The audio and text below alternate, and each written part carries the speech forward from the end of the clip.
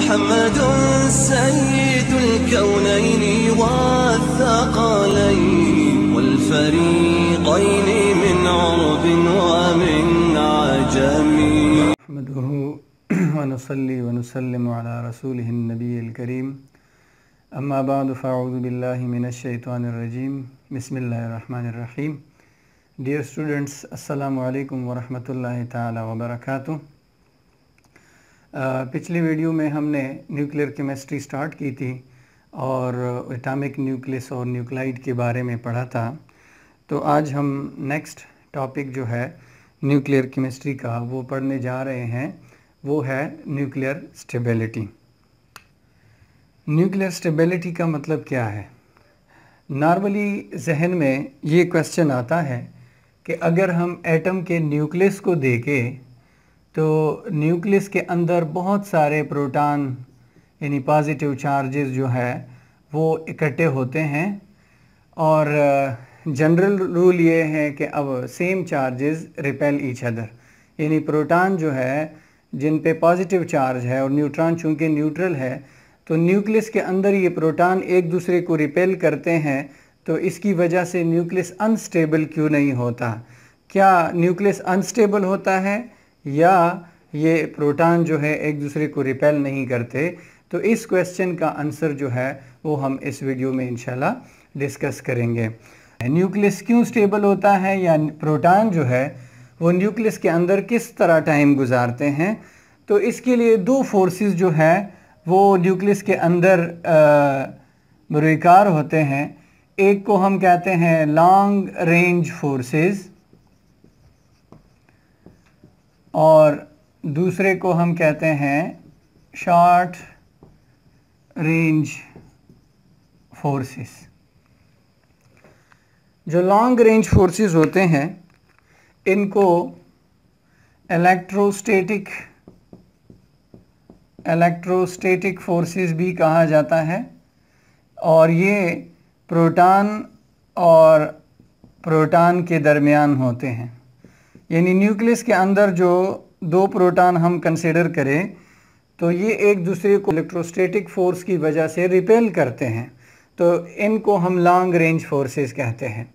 दूसरे short range forces है जिसको हम स्ट्रॉन्ग न्यूक्लियर फोर्सेस कहते हैं।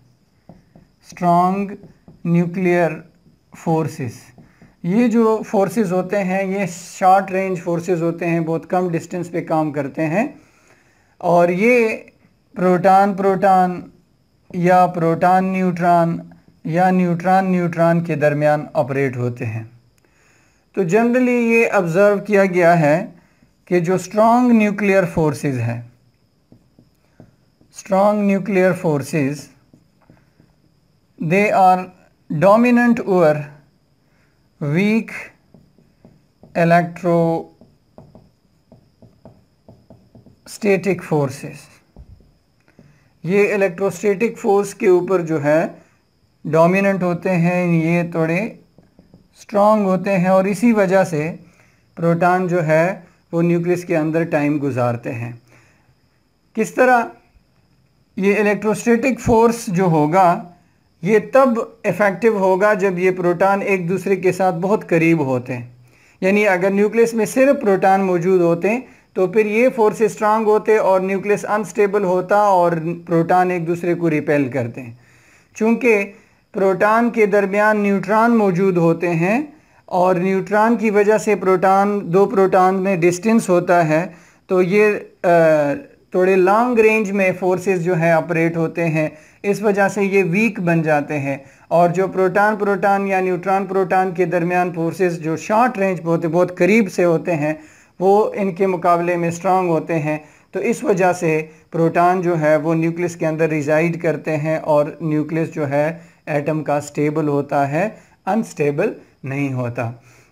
न्यूट्रॉन टू प्रोटॉन रेशो, इसको हम n/z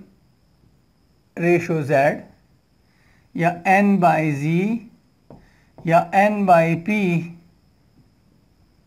इस तरह भी जो है एक्सप्लेन करते हैं कि न्यूक्लियस के अंदर जो है न्यूट्रॉन और प्रोटॉन का एक ख़ास रेशो होता है जिसकी वजह से ये न्यूक्लियस क्या होता है, स्टेबल होता है। अब अगर न्यूट्रॉन और प्रोटॉन के दरमियान जो रेशो है ये 1:1 होगा, अगर न्यूट्रॉन और प्रोटॉन का रेशो 1:1 है यानी इक्वल है प्रोटॉन और न्यूट्रॉन की तादाद, तो ये न्यूक्लियस जो होता है ये स्टेबल कंसिडर किया जाता है। ठीक है। या अगर 1 से लेकर 1.5 तक न्यूट्रॉन चले जाएं और इनके दरमियान रेशो 1.5:1 हो तो उस न्यूक्लियस को हम स्टेबल कंसिडर करते हैं। लेकिन इस रेशो 1 से लेकर 1.5 तक, इससे नीचे या इससे ऊपर वाले जो रेशोज़ होते हैं न्यूट्रॉन प्रोटॉन के, उस हालत में न्यूक्लियस जो होता है वो अनस्टेबल बन जाता है। यानी अगर ये रेशो 1.5 को एक्सीड करता है, 1.7:1 होता है, या 1:1 से कम हो जाता है, तो वो न्यूक्लियस जो है वो क्या हो जाता है, अनस्टेबल कंसिडर किया जाता है। जब प्रोटॉन नंबर 20 से कम होता है यानी 20 तक होता है तो नॉर्मली ये रेशो 1:1 होता है और यहाँ तक जो न्यूक्लियाई होते हैं नॉर्मली स्टेबल होते हैं। अगर आप नॉर्मल आइसोटोप्स की बात करते हैं, हेवियर आइसोटोप्स की नहीं, तो एटॉमिक नंबर 20 तक जो एलिमेंट्स हैं इनका जनरल रेशो 1:1 होता है और ये न्यूक्लियाई स्टेबल कंसिडर किए जाते हैं। फिर जब हम एटॉमिक नंबर 83 से ऊपर जाते हैं, एटॉमिक नंबर 83 से जब हम ऊपर के एलिमेंट्स को चेक करते हैं, यानी लेड जो है 82,206, इससे ऊपर जो एलिमेंट्स होते हैं उनका जो रेशो होता है वो इसको एक्सीड कर लेता है, 1.5:1 को एक्सीड करता है। और इसके ऊपर जो एलिमेंट होते हैं एटॉमिक नंबर 83 एंड अबव, ये अनस्टेबल होते हैं क्योंकि उनमें ये रेशो जो है न्यूट्रॉन की तादाद काफ़ी ज़्यादा हो जाती है, तो उस वजह से ये न्यूक्लियस अनस्टेबल बन जाता है और वो फिर स्टेबिलिटी की तरफ मुख्तलिफ़ तरीक़ों से अपने आप को ले जाने की कोशिश करता है। तो इन रेशोज़ को एक्सप्लेन करने के लिए एक प्लाट या एक ग्राफ जो है वो एक्सप्लेन होता है, NZ कर्व या N/Z कर्व इसको कहा जाता है। ये नंबर ऑफ न्यूट्रॉन्स और नंबर ऑफ प्रोटॉन्स के दरमियान प्लॉट किया जाता है। हमने पढ़ा है कि अगर ये रेशो 1:1 होता है तो ये न्यूक्लियाई स्टेबल कंसिडर किए जाते हैं, यानी ये लाइन जब स्ट्रेट होता है।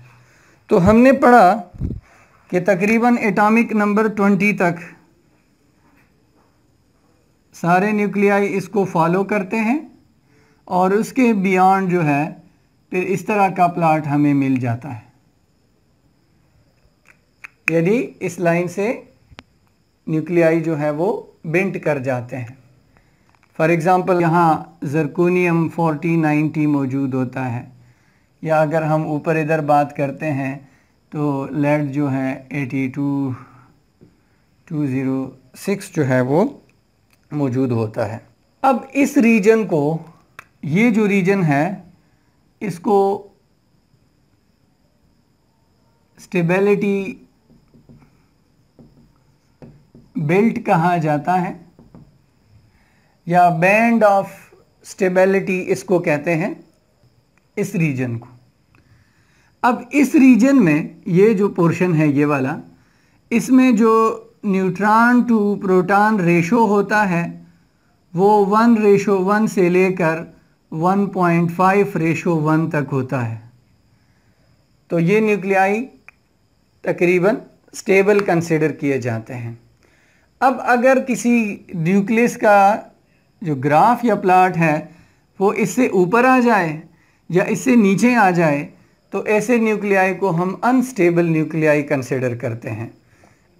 इधर क्यों आएगा?